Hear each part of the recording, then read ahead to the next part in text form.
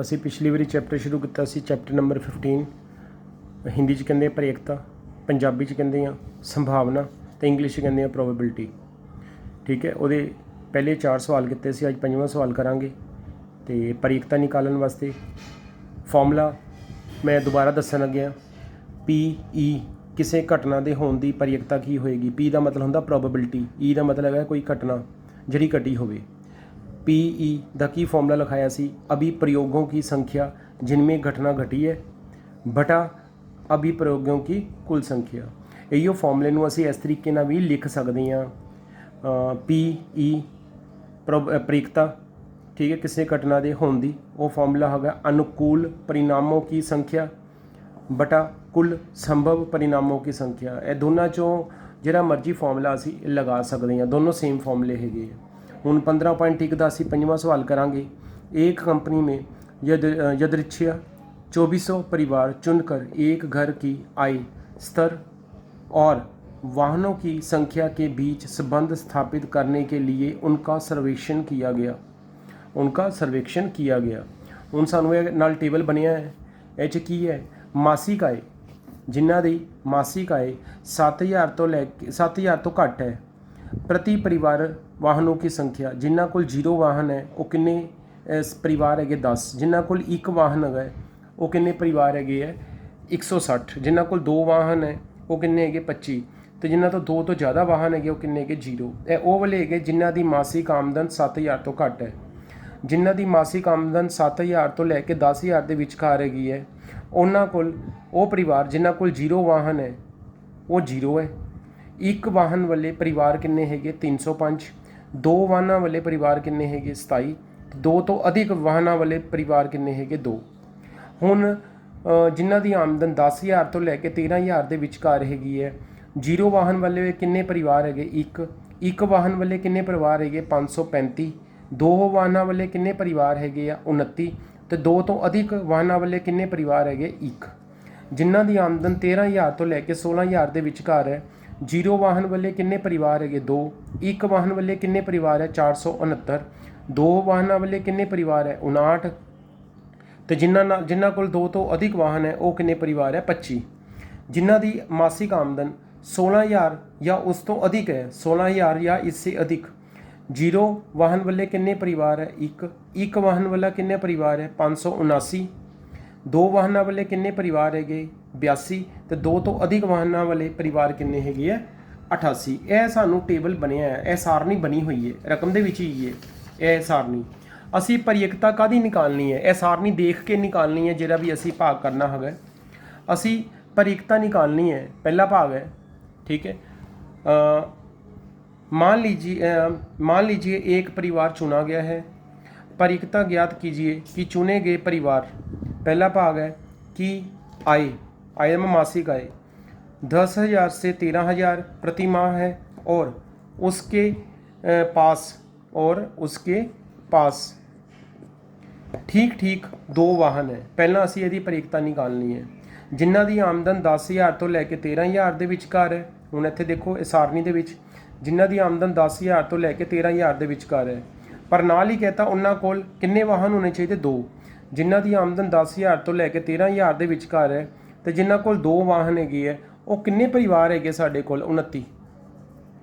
कुल किन्ने परिवार है 29, जिन्हां दी आमदन 10,000 तो 13,000 के विचकार है, तो नाल 2 वाहन है। इहदे विच यही कहा असी उन्हां परिवारां दी प्रयेकता पता करनी है जिन्हां दी आमदन 10,000 तो लैके 13,000 तक 13,000 के विचकार है, तो उन्हां दे कोल जिहड़े हैगे है, ठीक है, 2 वाहन है, वो किन्ने परिवार होणगे 29।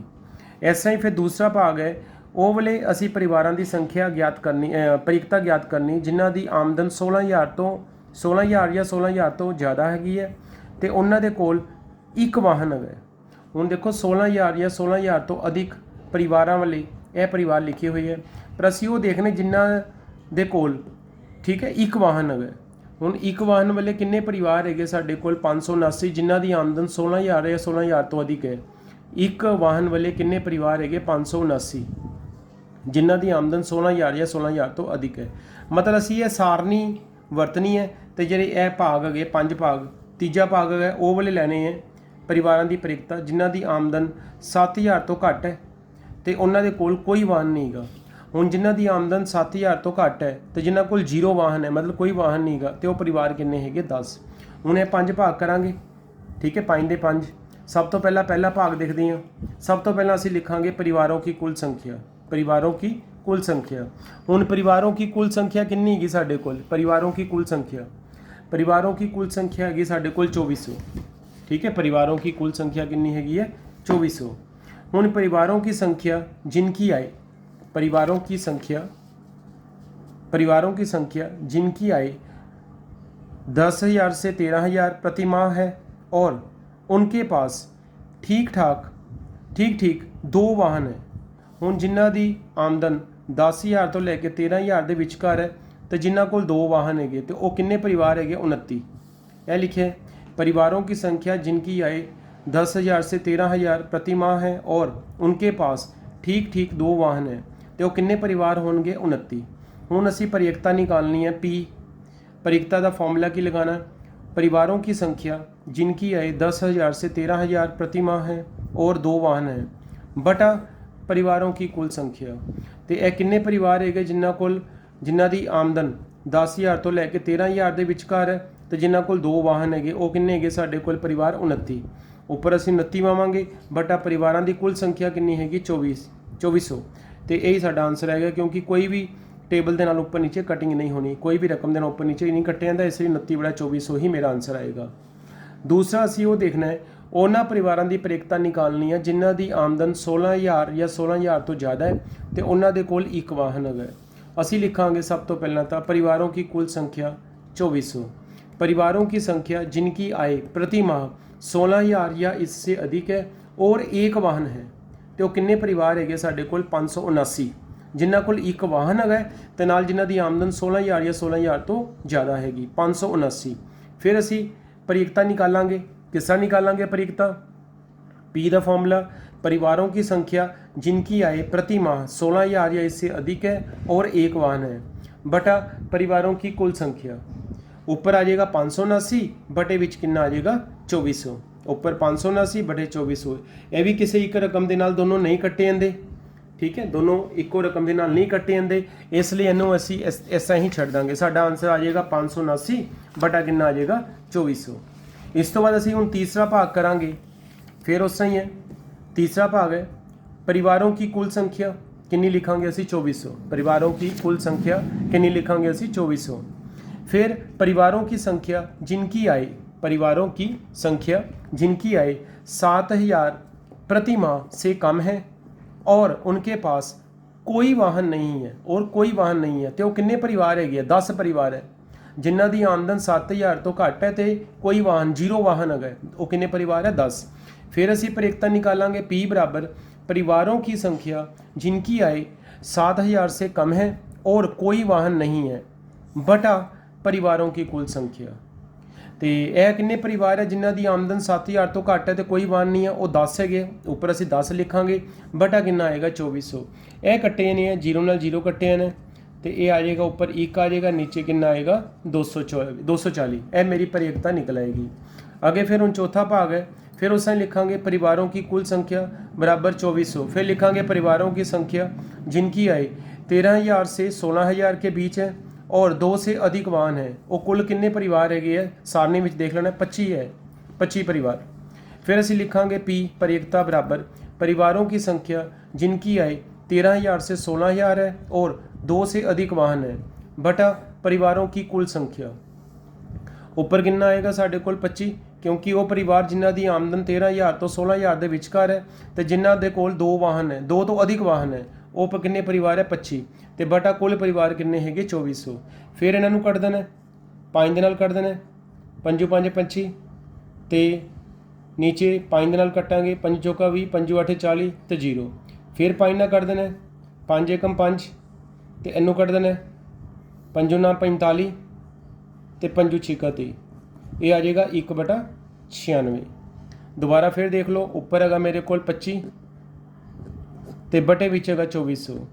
असी उपर नीचे दोनों की किसी टेबल नाल कटिंग करनी हो तो कर सकते हैं। 5 दे नाल कट्टे जाते दोनों, 5 दे नाल 25 करांगे, 5 5 25, 5 दे नाल 2400 भाग करांगे, 5 चौका 20, फिर 5 8 40 ਤੇ 0। ਫਿਰ 5 ਨਾਲ ਕੱਟੇ ਨੇ 5 ਏਕਮ 5, ਇਹਨੂੰ ਕੱਟਾਂਗੇ ਤੇ 5 ਨਾਲ 45 ਤੇ 5 6 30, 1/96 ਸਾਡਾ ਆंसर आएगा। आगे पंजवा भाग है। पंजवा भाग है परिवारों की कुल संख्या 2400 आएगा। परिवारों की संख्या जिनके पास एक से अधिक वाहन नहीं है वो आनगे परिवार साढ़े कोल 10 0 1 2 1 160 305 535 469 579 ਇਹ ਸਾਰਿਆਂ ਨੂੰ ਅਸੀਂ ਜਮ੍ਹਾਂ ਕਰ ਦੇਣਾ ਤੇ ਕੁੱਲ ਕਿੰਨੇ ਸਾਡੇ ਕੋਲ ਪਰਿਵਾਰ ਆਏ ਜਿਨ੍ਹਾਂ ਕੋਲ ਇੱਕ ਤੋਂ ਜ਼ਿਆਦਾ ਵਾਹਨ ਨਹੀਂ ਹੈ। ਇੱਕ ਤੋਂ ਜ਼ਿਆਦਾ ਵਾਹਨ ਨਹੀਂ ਹੋਣ ਦਾ ਮਤਲਬ ਹੈਗਾ ਕਿ ਜਿਨ੍ਹਾਂ ਕੋਲ ਜਾਂ ਤਾਂ 0 ਵਾਹਨ ਹੋਣਗੇ ਜਾਂ 1 ਵਾਹਨ ਹੋਣਗੇ। ਜਿਨ੍ਹਾਂ ਕੋਲ 0 ਵਾਹਨ ਹੈਗੇ ਆ ਉਹ ਸਾਰੇ ਜਮ੍ਹਾਂ ਕਰਤੇ ਇਹ ਵਾਲੇ, ਫਿਰ ਜਿਨ੍ਹਾਂ ਕੋਲ 1 ਵਾਹਨ ਹੈਗਾ ਉਹ ਇਹ ਵਾਲੇ ਜਮ੍ਹਾਂ ਕਰਤੇ। ਠੀਕ ਹੈ, ਤਾਂ ਕੁੱਲ ਬਣੇ ਮੇਰੇ ਕੋਲ 2062। ਤੇ ਇਸ ਤੋਂ ਬਾਅਦ ਮੈਂ ਫਿਰ परियकता ਦਾ ਫਾर्मूला लगाना है।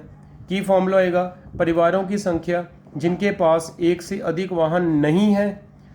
एक से अधिक का नहीं होता मतलब है कि जिन्होंने कोल या 0 वाहन होएगा या 1 वाहन होएगा बटा कुल परिवारों की संख्या। तो यह किन्ने परिवार है जिन्होंने कोल एक तो ज़्यादा वाहन नहीं है वो हो गए 2062 तो कुल परिवारों की संख्या 2400। फिर यह कट्टे नहीं है 2 दे नाल 2 एकम 2 0 2 3 6 तो 2 एकम 2 तो 2 दे नाल ये भी कट्टे ने ये आ जाएगा 1200। होर किसी टेबल के नाल उपर नीचे नहीं कट्टे ने उपर आ जाएगा 1031 तो बटे विच कितना आ जाएगा 1200। यह मेरी परियकता निकल आएगी पंजवें भाग की। अगला सवाल है साढ़े कोल एक बारंबारता हैगी है जिहदे विच अंक दिते हुए है जिन्हां दे अंक 0 तो लैके 20 के विच है वो विद्यार्थी किन्ने हैगे 7। जिन्हां दे अंक 20 तो लैके 30 के विच है विद्यार्थी किन्ने 10। 30 तो 40 के अंकों वाले 10 विद्यार्थी है। 40 तो 50 के जिन्हां दे अंक है वो 20 विद्यार्थी है। इस तरह बारंबारता बनी हुई है तो कुल विद्यार्थी किन्ने हैगे 90। असी परियकता पता करनी है। पहला भाग है गणित की परीक्षा में एक विद्यार्थी द्वारा 20% कम अंक प्राप्त करने की परियकता ज्ञात कीजिए। दूसरा भाग है एक विद्यार्थी द्वारा 60 या इससे अधिक अंक प्राप्त करने की परियकता ज्ञात कीजिए। पहला हल देखो जरा, पहला लिखांगे विद्यार्थियों की कुल संख्या। कुल विद्यार्थी किन्ने हैगे साढ़े को 90। फिर लिखांगे 20% से कम अंक प्राप्त करने वाले विद्यार्थियों की संख्या जिन्हां दे अंक 20 तो घट है। यह है 0 तो लैके 20 तक जिन्हां दे अंक 20 तो घट है। कुल किन्ने विद्यार्थी है साढ़े कोल 7। असी लिखांगे 7।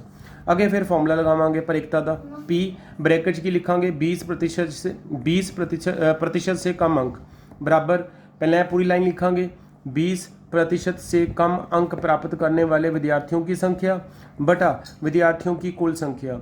20% से कम अंक प्राप्त करने वाले विद्यार्थियों की संख्या कितनी है 7। ऊपर 7 आ जाएगा तो विद्यार्थियों की कुल संख्या कितनी है 90 तो साडा आंसर आएगा 7/90। दूसरा भाग है एक विद्यार्थी द्वारा 60 या इससे अधिक अंक प्राप्त करने की परियकता जिन्हों के अंक 60 तो ज़्यादा है। 60 तो अंक तो ज़्यादा वाले मतलब हो गया कि या 60 तो 70 वाले वो 15 गए तो 70 तो अधिक वाले किन्ने है 8। 60 तो वध वाले किन्ने किन्ने विद्यार्थी है एक है 15 तो 1 8 दोनों को जमा कर देंगे। पहला लिखांगे कि विद्यार्थियों की कुल संख्या बराबर 90। फिर लिखांगे 60 या इससे अधिक अंक प्राप्त करने वाले विद्यार्थियों की संख्या किन्ने विद्यार्थी आएंगे एक तो यह आएंगे 60 तो 70 वाले पहला आएंगे फिर 70 तो अधिक वाले आएंगे 15 तो 8 23 15 जमा 8 कितना आएगा 23। फिर असी फॉर्मूला लगावांगे पी ब्रैकेट लिखांगे 60 या इससे अधिक अंक 60 या इससे अधिक अंक की फॉर्मूला आएगा ऊपर साढ़े को विद्यार्थी आएंगे जिन्हों के अंक 60 या उस तो अधिक है वो 23 आएंगे तो कुल विद्यार्थी किन्ने है 90। साडा आंसर आएगा 23/90। दोनों की किसी भी टेबल ना कटिंग नहीं होंगी तो इत्थे ही आंसर छड़ देंगे। अगला है 7वां सवाल है सांख्यिकी के बारे में विद्यार्थियों का मत जानने के लिए 200 विद्यार्थियों का सर्वेक्षण किया गया। प्राप्त आंकड़ों को नीचे दी गई सारणी में लिख लिया गया है। परियकता ज्ञात कीजिए कि यादृच्छिक चुना गया विद्यार्थी पहला है सांख्यिकी पसंद करता है। दूसरा भाग है सांख्यिकी पसंद नहीं करता है। नाल एक टेबल बनिया है सारणी। पहला मत है सामने विद्यार्थियों की संख्या है। मत की है पसंद करते हैं तो दूजा है पसंद नहीं करते हैं। किन्ने बच्चे पसंद करते हैं 135 तो किन्ने बच्चे पसंद नहीं करते वो 65 है। यह सांख्यिकी नाल है सारणी बनी हुई है। इनू देख के असी पहला भाग तो दूसरा भाग करना है। हल की है पहला लिखांगे कुल विद्यार्थियों की संख्या। कुल विद्यार्थियों की संख्या वो कितनी हैगी 200। फिर लिखांगे सांख्यिकी पसंद करने वाले विद्यार्थियों की संख्या। सांख्यिकी पसंद करने वाले विद्यार्थियों की संख्या किन्ने बच्चे पसंद करते हैं सांख्यिकी 135 ਅਸੀਂ लिखांगे 135 तो अगे परियकता का फॉर्मूला लगावांगे P लिख के ब्रैकेट 'ਚ लिखांगे सांख्यिकी पसंद करता है या सांख्यिकी पसंद है बराबर किन्ने विद्यार्थी है जिन्होंने सांख्यिकी पसंद है 135 तो कुल किन्ने विद्यार्थी है 200 जो कुल होंगे हमेशा बटे 'ਚ ही आने हैं 200 ये भी 5 के नाल कटिंग हो जानी है 5 10 5 5 10 तो 5 7 35 ये भी 5 ना कटे ने 5 का भी 0 तो मेरा आंसर आ जाएगा 27 बटा कितना आएगा 40। इस तो बाद असी सैकेंड पार्ट करना है विद्यार्थियों की कुल संख्या फिर दोबारा सेम लिखांगे 200 फिर लिखांगे सांख्यिकी पसंद नहीं करने वाले विद्यार्थियों की संख्या सांख्यिकी पसंद नहीं करने वाले विद्यार्थियों की संख्या कितनी हैगी 65 फिर लिखांगे P परियकता सांख्यिकी पसंद नहीं है की आएगा ऊपर वो वाले विद्यार्थी लिखांगे जिन्होंने सांख्यिकी पसंद नहीं है कुल किन्ने विद्यार्थी है 65 बटा कुल किन्ने विद्यार्थी है साढ़े कोल 200 ये फिर 5 ना कट्टे आएंगे 5 के नाल ऊपर 13 आएगा तो 5 के नाल 40 आएगा तो मेरा आंसर आ जाएगा 13 बटा 40। ये उन्होंने विद्यार्थियों की परियकता आ गई जिन्होंने सांख्यिकी पसंद नहीं है। अगला है 8वां सवाल है जी 40 इंजीनियरों की उनके आवास से कार्यस्थल की दूरी किलोमीटर में दी गई है। ठीक है 40 इंजीनियरों की उनके आवास से कार्यस्थल की दूरी किलोमीटर में दी गई है जिस हम पहले इंजीनियर की दूरी कितनी है 5 किलोमीटर कार्यस्थल तो दूसरे की 3 किलोमीटर 10 किलोमीटर 20 किलोमीटर 25 किलोमीटर ऐसे 40 इंजीनियर की दूरी दी हुई है उन्होंने कार्यस्थल तो असी परियकता कदी निकालनी है इनकी परियकता क्या होगी कि इंजीनियर पहला गए अपने कार्यस्थल से 7 किलोमीटर से कम दूरी पर रहती है दूसरा अपने कार्यस्थल से 7 किलोमीटर या इससे अधिक दूरी पर रहती है तीसरा है अपने कार्यस्थल से आधा किलोमीटर या इससे कम दूरी पर रहती है।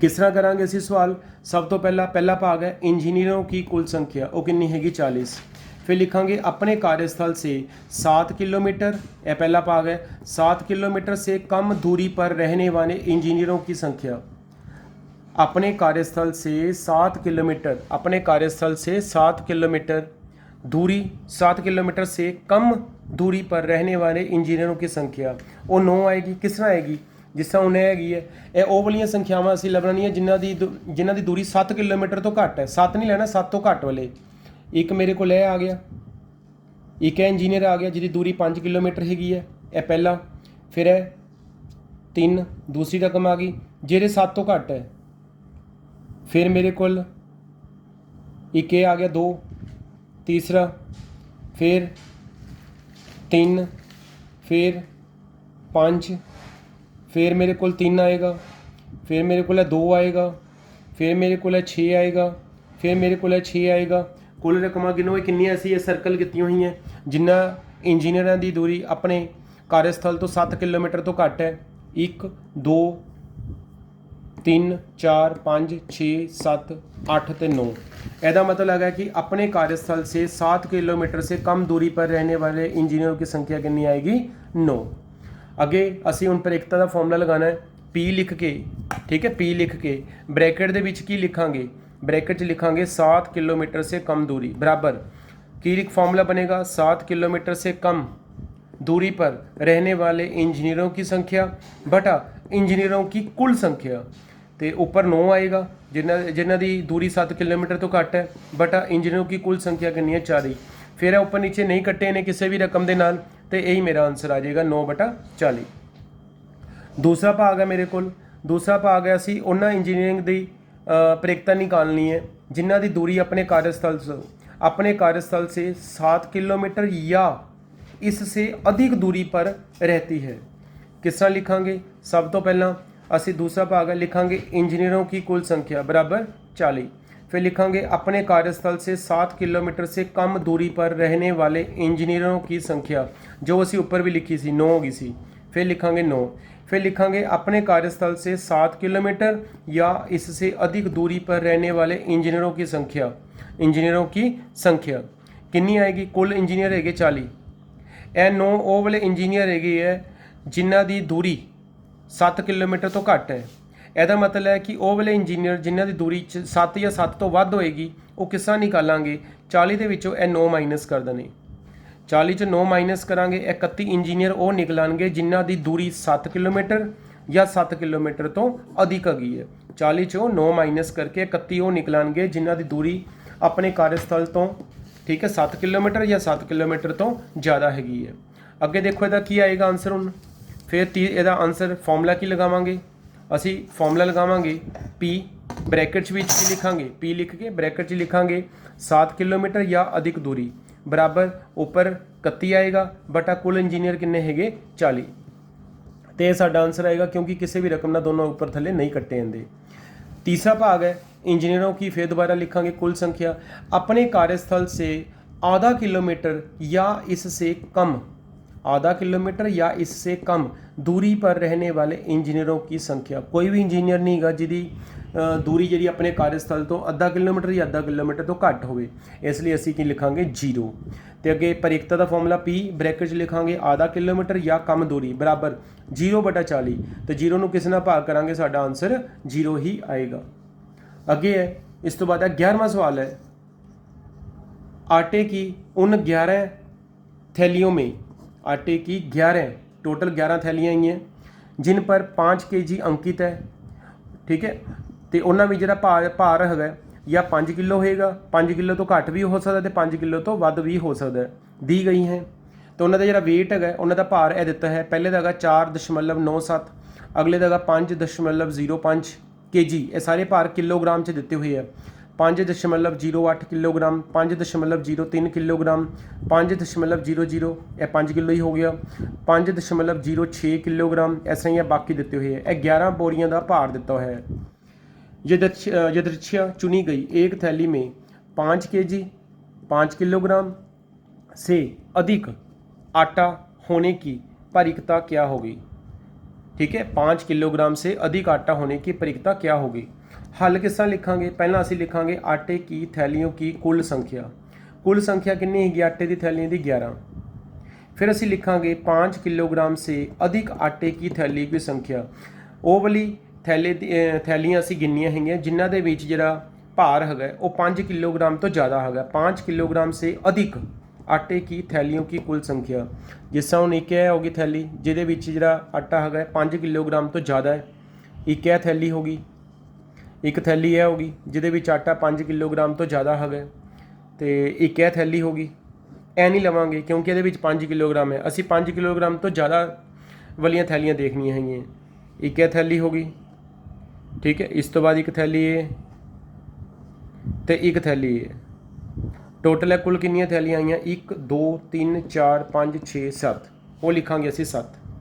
तो अगे फॉर्मूला लगावांगे P ब्रैकेट च लिखांगे थैली में 5 किलोग्राम से अधिक आटा बराबर ऊपर आनगियां वो वाली आटे दी थैलियां जिन्हां दा विच भार 7 या 7 किलोग्राम जिन्हां विच भार 5 किलोग्राम तो अधिक है। कुल कितनी थैलियां आईयां 7 बटा तो कुल थैलियां दित्तियां कितनी हुई सी सानू 11, कितना आ जाएगा साडा आंसर 7 बटा 11। अगला सवाल है 30 दिनों तक एक नगर की प्रति वायु में सल्फर डाइऑक्साइड की भाग प्रति मिलियन में सांद्रता से संबंधित बारंबारता बटन सारणी दी गई हुई है। यह एक सारणी दी गई हुई है। यह है साढ़े को सल्फर डाइऑक्साइड का सांद्रण पहला है 0.01 तो लैके 0.04, बारंबारता हैगी 4, 0.04 तो लैके 0.08, बारंबारता हैगी 9। यह नाल सारणी दी हुई है सानू। इस सारणी की सहायता से इनमें से किसी एक दिन अंतराल 0.12 तो लैके 0.16, 0.12 तो लैके 0.16 में सल्फर डाइऑक्साइड के सांद्रण होने की प्रयिकता ज्ञात कीजिए।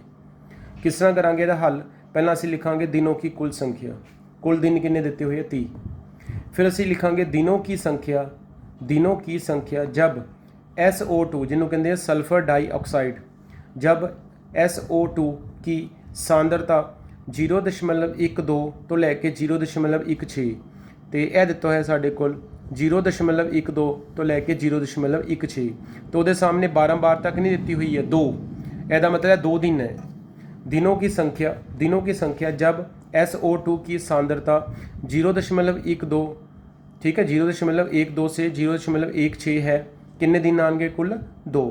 तो अगे असी प्रयिकता का फॉर्मूला लगाना P ब्रैकेट च लिखांगे SO2 की सांद्रता 0.12 से 0.16 है बराबर की फॉर्मूला लगेगा ऊपर आएंगे ਉਹ दिन ਜਦੋਂ ਉਹਨਾਂ ਦੀ सांद्रता 0.12 ਤੋਂ ਲੈ ਕੇ 0.16 ਦੇ ਵਿਚਕਾਰ ਹੈ ਤੇ ਬਟਾ ਕੁੱਲ ਦਿਨ ਜਿਹੜੇ ਆਣਗੇ ਉਹ ਬਟੇ ਚ ਆਣਗੇ। ਫਿਰ 2 ਦੇ ਨਾਲ ਕੱਟੇ ਨਾ ਉੱਪਰ ਥੱਲੇ 2 ਏਕਮ 2 ਤੇ 15 ਦੂਣਾ 30 ਮੇਰਾ ਆਨਸਰ ਆ ਜਾਏਗਾ 1/15 ਜਿਹਦੇ ਵਿੱਚ ਕਟਿੰਗ ਹੁੰਦੀ ਹੋਵੇ ਉੱਪਰ ਨੀਚੇ ਕਰ ਲੈਂਦੀ ਹੈਗੀ ਹੈ, ਜੇ ਚ ਨਹੀਂ ਹੁੰਦੀ ਫਿਰ ਉਹਨੂੰ ਉਸ ਤਰ੍ਹਾਂ ਹੀ ਛੱਡ ਦੇਣਾ होगा। अगला सवाल है कक्षा के 30 विद्यार्थियों के रक्त समूह से संबंधित बारंबारता बटन सारणी दी है, यह बारंबारता दी हुई है। रक्त समूह है जिन्हों का ए रक्त समूह होएगा विद्यार्थियों की संख्या कितनी हैगी 9, जिन्हों का बी रक्त समूह होएगा विद्यार्थियों की संख्या कितनी हैगी 6, जिन्हों का रक्त समूह ओ होएगा विद्यार्थियों की संख्या कितनी है 12, जिन्हों का रक्त समूह ए बी होएगा विद्यार्थियों की संख्या कितनी है 30 तो जो कुल विद्यार्थी है वो 30 है सारे प्लस करके। कक्षा के 30 विद्यार्थियों के रक्त समूह से संबंधित बारंबारता बटन सारणी दी है। इस सारणी की सहायता से इस कक्षा से यदृच्छया चुने गए एक विद्यार्थी का रक्त समूह ए बी होने की, ठीक है, रक्त समूह ए बी होने की परिकता ज्ञात कीजिए। ਅਸੀਂ सिर्फ ए बी वाले विद्यार्थी देखने हैं तो उन्होंने परिकता पता करांगे। हल की है पहला लिखांगे कुल विद्यार्थियों की कुल विद्यार्थियों की संख्या, कुल विद्यार्थियों की संख्या बराबर कितना लिखांगे 30। फिर लिखांगे रक्त समूह ए बी वाले विद्यार्थियों की संख्या जिन्हों का ए बी रक्त समूह होगा, ठीक है, उन्हों की संख्या कितनी हैगी, उन्होंने संख्या 3 है। रक्त समूह ए बी वाले विद्यार्थियों की संख्या बराबर 3। फिर असी परिकता निकालनी है, पहले पी लिखांगे ब्रैकेट च लिखांगे विद्यार्थियों का रक्त समूह ए बी, विद्यार्थियों का रक्त समूह ए बी बराबर पहला ऊपर वो विद्यार्थी लिखांगे जिन्हों का रक्त समूह ए बी है। रक्त समूह ए बी वाले विद्यार्थी किन्ने है साढ़े कोल 3 ऊपर 3 बटे विच आएगा कुल विद्यार्थी, कुल ਜਿਹੜੇ होणगे हमेशा नीचे आते बटे विच। कुल विद्यार्थियों की संख्या किन्नी है 30। फिर 3 ਦੇ ਨਾਲ 30 ਕੱਟੇ ਜਾਣੇ ਆ 3 ਏਕਮ 3, ठीक है, 3 ਏਕਮ 3 ਤੇ 3 ਦੇ ਨਾਲ 30 ਕੱਟੇ ਜਾਣਗੇ 10। ਮੇਰਾ ਆਨਸਰ ਆ ਜਾਏਗਾ 1/10। ਇਹ ਉਹਨਾਂ ਵਿਦਿਆਰਥੀਆਂ ਦੀ ਪ੍ਰੀਕਤਾ ਨਿਕਲਾਈ ਜਿਨ੍ਹਾਂ ਦਾ ਰਕਤ ਸਮੂਹ ਕਿਹੜਾ ਹੈਗਾ ਏ ਬੀ, ਠੀਕ ਹੈ। ਇਹ ਲਾਸਟ ਕੁਐਸਚਨ ਹੈ ਤੇ ਚੈਪਟਰ ਵੀ ਕੰਪਲੀਟ ਹੈ ਇਹ ਵਾਲਾ ਪ੍ਰੀਕਤਾ।